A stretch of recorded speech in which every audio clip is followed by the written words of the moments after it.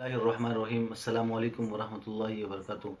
امید کرتا ہوں تمام سامعین خیر و عافیت کے ساتھ ہوں گے۔ آج کی اس ویڈیو کا مقصد یہ ہے کہ کرونا وائرس کے حوالے سے کچھ گفتگو کرنی تھی۔ جس طرح آپ حضرات کے علم میں ہے کہ ایک وبا پورے امت مسلمہ میں بالخصوص پاکستان میں پھیلی ہوئی ہے کرونا وائرس کے بنا پر۔ اب اس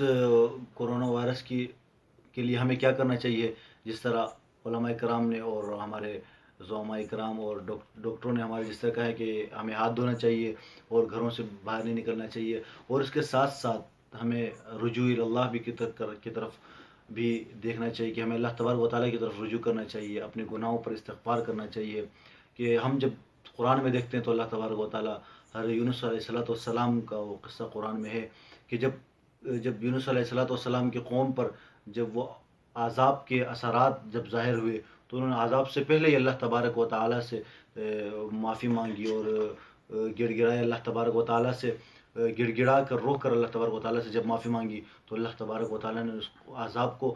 ہٹا دیا اور ان کو اللہ تبارک و تعالیٰ نے عذاب سے محفوظ رکھا۔ ہمارے پاس بھی اللہ تبارک و تعالیٰ نے ایک موقع دیا کہ ہم سب مل کر انفرادی اور اجتماعی